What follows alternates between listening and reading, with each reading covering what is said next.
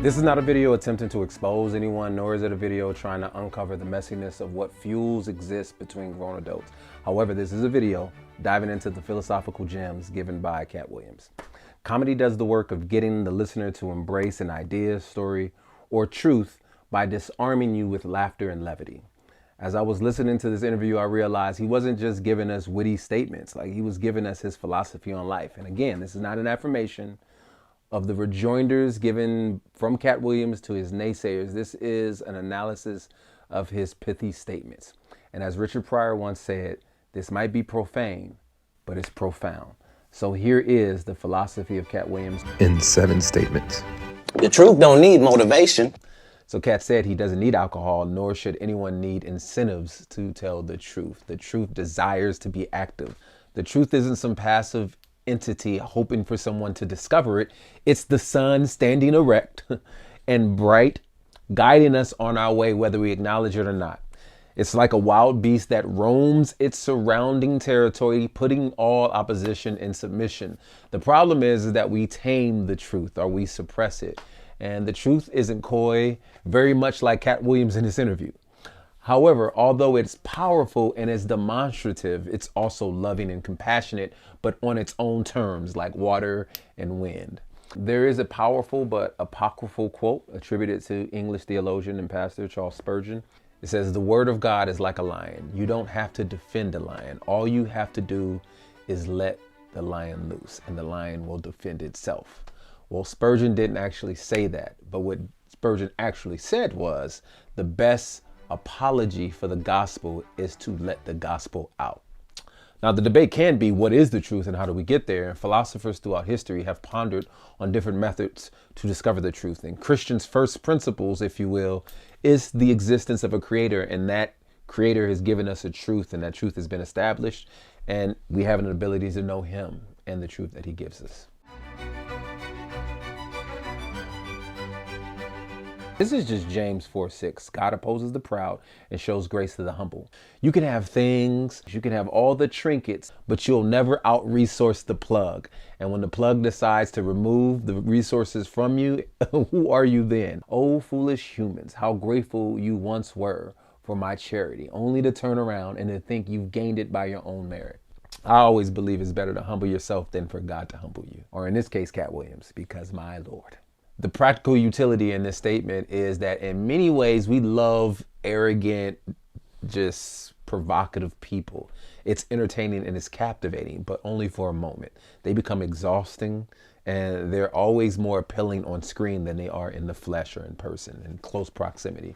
We enjoy those people from afar. We'd much rather move in the presence of humble people.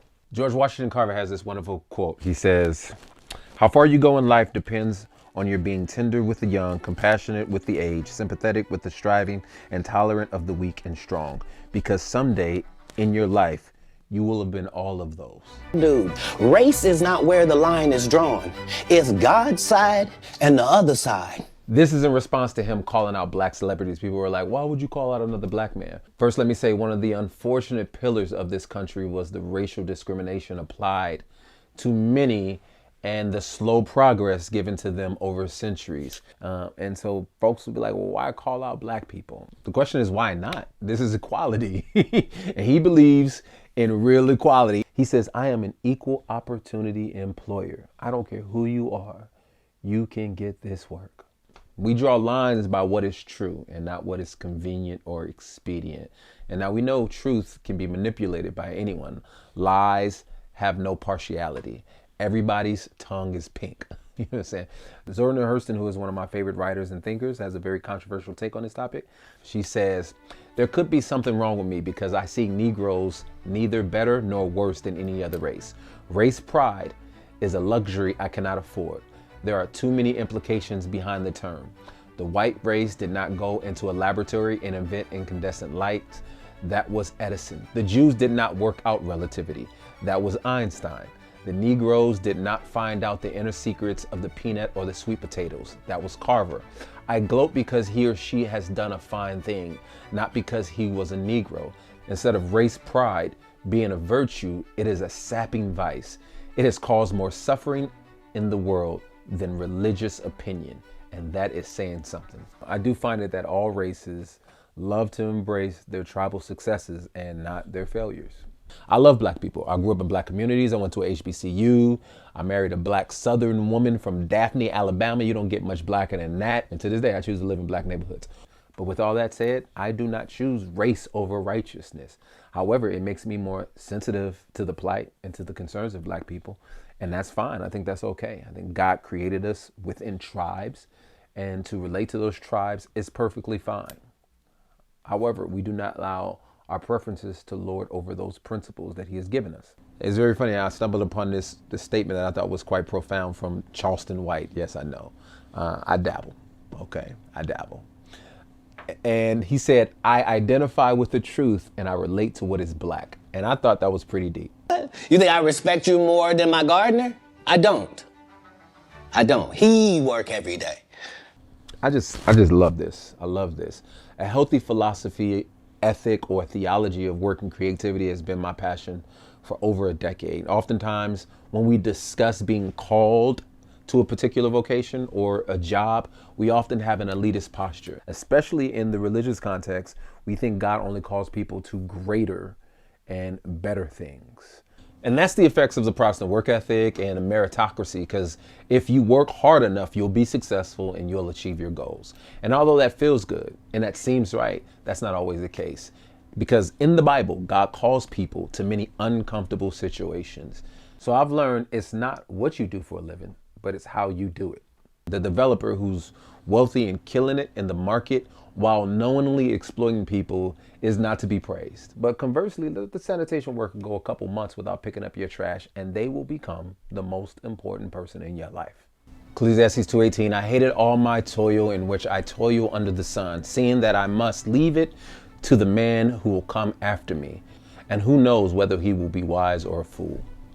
You having an unnatural allegiance to losers is not like you. This was just a bar. Who are the losers in this context? I believe it's people who have opportunity and resources and they misuse those opportunities and resources or operate in a prodigal manner to their own detriment and to the detriment of the effect of others. People who should know better and have influence but choose to operate in a malicious way. And I use the prodigal intentionally. He is someone in the scriptures who had knowledge, who had resources and influence, but chose to live a wasteful life. But despite this being a bar, we must understand that God has a supernatural allegiance to losers like you and I. And it is like him to continue to love wasteful people, even though we continue to abuse his grace and waste his mercy. This is very much a punchy maxim, and I loved it. But like many maxims, they come with some presuppositions. Did they properly capture history? Because we technically know that the powerful holds the pen, and that could be concerning at times. That's why statements like on the right side of history it doesn't mean much to me, because it all depends on who's writing it. And there's an example of this in the lost cause of the Confederacy. Even in losing the war and being labeled traitors, somehow memorials were built.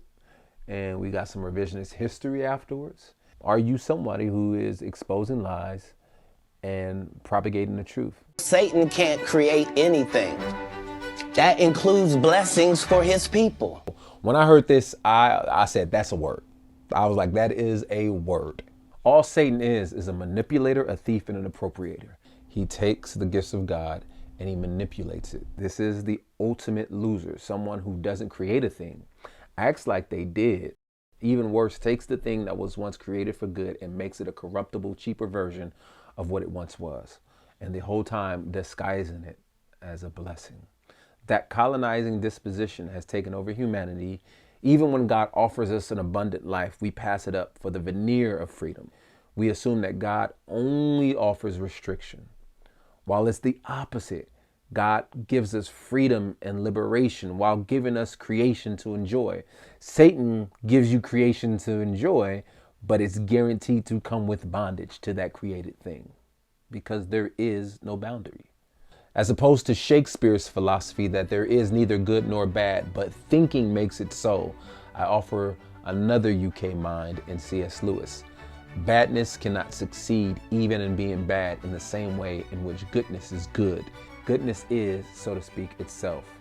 Badness is only spoiled goodness. Evil is a parasite, not an original thing. Okay, that was it. May not be no more after that. There were a few other pithy statements that I love. When he talks about, I'm a happy person, I laugh all day. I can't even imagine the misery of these bums. What are you talking about? To be confident and not delusional is a real skill. We must understand our human limitations, right? So I hope you enjoyed this. I hope to do this regularly with other cultural artifacts, but visit me again. If you take this from me, you will be a better person.